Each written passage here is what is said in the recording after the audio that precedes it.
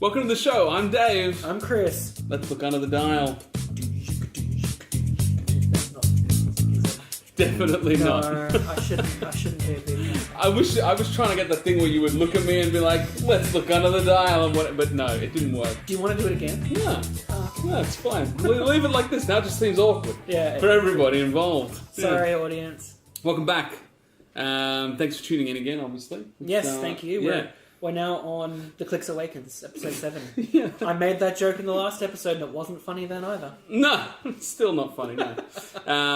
So yeah, we've got a small news this week. Not that much really going on. Yeah. It's Infinity. That's what we're here about. See, while the rest of the world is talking about how Avengers Infinity War's release date got moved up a week, which, by the by, was a release date Australia already had, we are talking about Avengers Infinity, which is I guess it's the equivalent of a tie-in set, because it's based on the comics. It's like the same as the Wonder Woman thing, right? Yeah. Like, I suppose they don't have rights to do the specific movie ones again, or... Well, what I reckon might happen is they'll do a set for the next Avengers film, which is the last ever... With all the current... With Chris Evans and Chris Hemsworth will be the last big Avengers film next year, is what I would assume. Yeah. Because you wouldn't want to do 2 sets overall. And they just did Thor Ragnarok too, so... Yeah, you know, yeah. We don't need another one of those. But yeah, Avengers Infinity coming out in May, I think. And it's going to be pretty tasty. Colossal boosters are happening. Colossal boosters, that's awesome. I always love colossal figures. I really do too. So great. We should point out that it's not just colossals, it's also peanut base. And because it's technically like a 2x2 base booster, where it's one larger piece and 5... Is it 4 or 5? I think it's 4. I think it's 4. 4 other pieces. So you still get 5 pieces, but one of them just happens to be a colossal or a giant or a peanut base. Something like that. So it's a little early to talk about fully, because spoilers are just starting to come out. They've got pictures of the starter set, I think, just dropped. And the box art as well and stuff like that is what I've seen.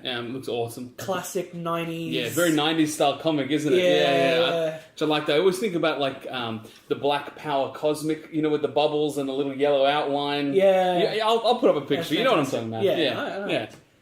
So that's looking like it'll be a fun set for drafting and sealed, and we'll talk about that more as stuff comes out. Definitely. On the subject of sealed and boosters and drafts and things, X-Men Xavier's School is out. It's been out for a few weeks now. Thankfully, we're kind of on time. we were lucky because we actually got stock in Australia pretty much as a couple weeks after the States, or pretty close to the States. Pretty close. And I did a booster draft last week at my local store, and it's really fun, guys. It's a really, really cool set. It's very fun. We're doing a sealed tomorrow, which will be Sunday when we're recording now. And did you get a Prodigy? I got a Prodigy, which we talked about in the last episode. Yeah. He's not bad. Because there are a few more pick a power pieces, and not just the big obvious ones. But one of the guys I played against was running I think her name was Husk. She's the 45-point Generation X with the pick a power defense thing. That came really in handy. I mean, for 30 points, it's always going to come in handy. It really is. I feel like you can't lose with that Prodigy guy. It's going to get an errata of some kind. Oh, yeah. It's going to be changed. I hope it doesn't for a while. We'll see how it goes. But I was lucky because my team, I managed to crack Prodigy in the draft. I also managed to get the Chase Iceman, who is amazing. Such a cool figure. Oh my god, that piece, not much died in that game, but that piece has the potential to wreck some face. So I've made some draft... as in not like draft teams, but like drafts of teams I want to run for like nationals and open days.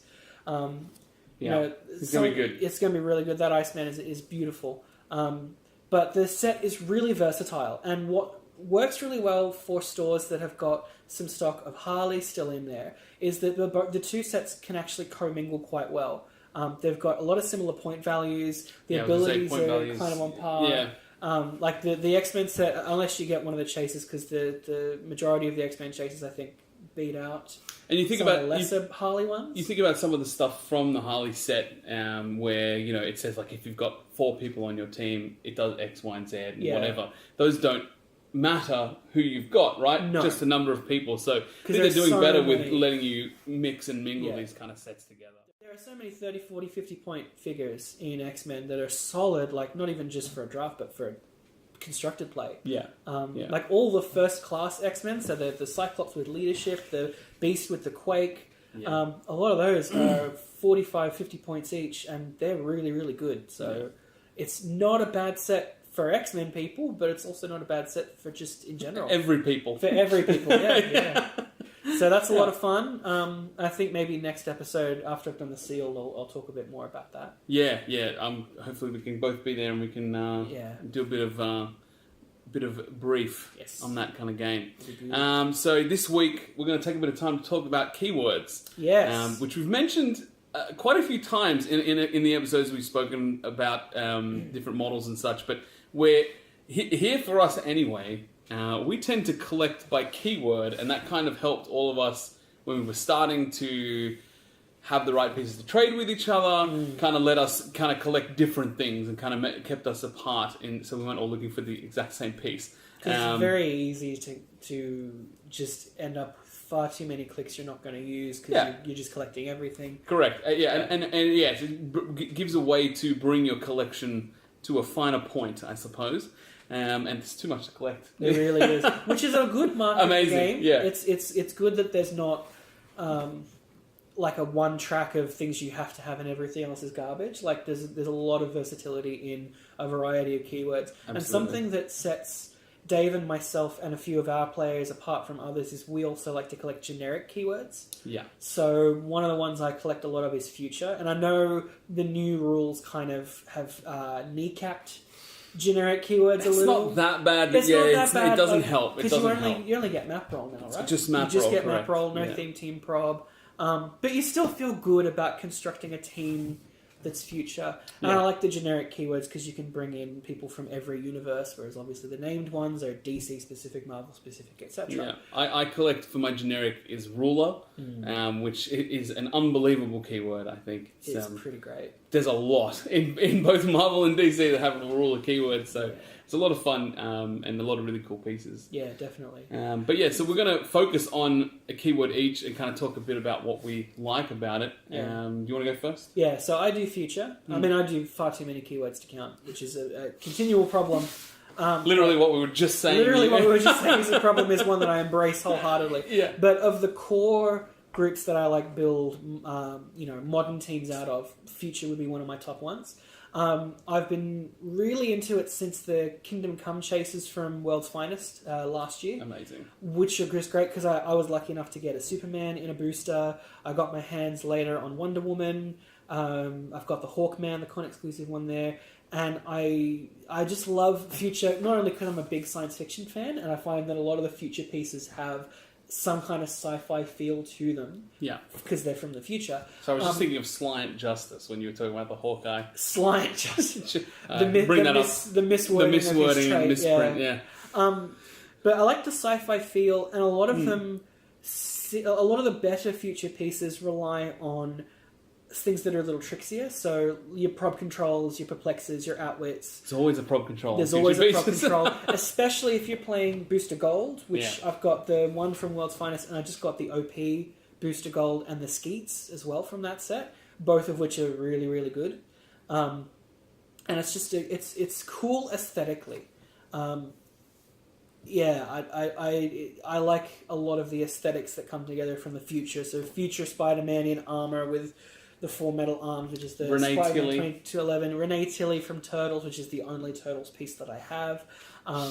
The KC chases, the future Avengers chases from Avengers Assemble are also good. You know, the Black Widow Thor, who's got the space armor, and the Nova Corps Steve Rogers. Yeah, that was awesome. Oh, they were fantastic. Yeah. I got that as a birthday present from a very dear friend and fellow player. But I just love the combination of those things. I love that they can be a bit trickier, but they still go out and smack people all of the time. I'm a go out and smack people type of player.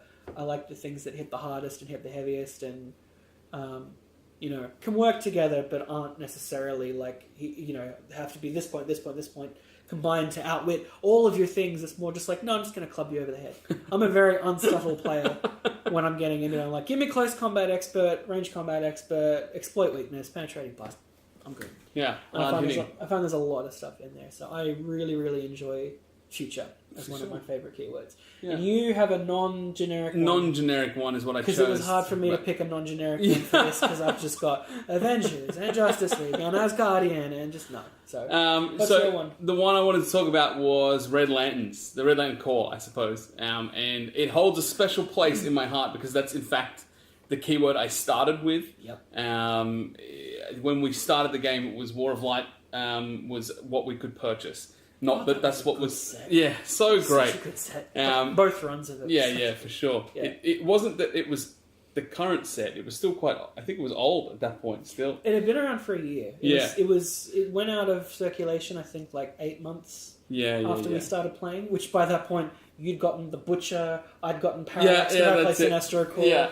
So, I mean, we're like, we can't use them anymore. I bought a couple boosters to try my luck at the game, and Chris was teaching me how to play, and got the Red Lantern stuff, and it was just, I just fell in love with the way that they work. I mean, penetrating poison is just so great, and to have that on all of the models is a really cool factor. And then as I dove deeper into it, I went out and I bought a brick of War of Light, and I got a whole bunch of Red Lantern stuff that I really enjoyed. And the thing that really tipped it over for me was Superboy, which was then I was like, "There's Superboy more." Prime, right? Superboy Prime, Yeah. There's more to this than just the Red Lanterns, and that kind of led me down a path of collecting Kryptonians and all the other stuff that I collect. Kryptonian, which is easily your most dominant keyword. Absolutely. Superman and Kryptonians are like my major keyword that I collect nowadays, but it was really the Red Lanterns that got me there.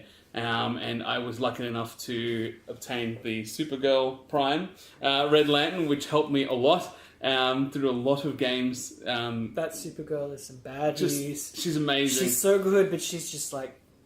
And then I was also able to get the Red Lantern, Black Lantern Harley Quinn, which has kept the Red Lanterns in the game. It's still playable in a modern game, which I thought was amazing. So, I mean, obviously there's not much to pair her with in a modern setting, but she's a very cool piece. And I really, like I said, the penetrating poison, the kind of the skills and abilities that they generally have. It's a lot of blades, it's a lot of exploit weakness, it's a lot of charge and close combat, which is my preferred method of fighting. You do like the close combat, yeah. So, I just really enjoy a good rumble with a bunch of Red Lanterns. I'm going to send everybody at you and, hit me, because then I'm going to get to my penetrating poison clicks, and I'm going to... Yes, exactly. And special VIP star goes to Dexter, who is... Oh, he's wonderful. An amazing piece. 65 points, which is an odd point value to mix with a lot of other stuff, but... the amount of times I've won games just based on that cat, I can't even count anymore. And the thing about that is, if you've played Dave enough and he's gone with Dexter and wrecked your business, when you play him again, you go after Dexter first, but then everything else on his team kills you instead. So it's like... I mean, traded super senses and shapeshift is just... It's unreasonable. Great. Completely unreasonable. Amazing. So, I mean... Red Lanterns are good. Red Lanterns are really awesome and a lot of fun to play. So those are the kind of the keywords we like. What kind of keywords? Let us know what you like to play with. If you collect by keywords. Even if you don't, talk to us about some of the keywords anyway. Yeah, and tell us as well cool keywords that we might not have picked, especially generic ones. If you're a generic keyword player, if you're like us and you don't care about that theme team probability control, let us know what generic keywords you're playing. Because, generic for life. Yeah, 100%. That's me all over. I am generic. Utterly generic. Except for all the named keywords I have, which is way too many. There you go. Okay, thanks for watching, guys. Yeah, thank you. Until next time, Finn. Finn.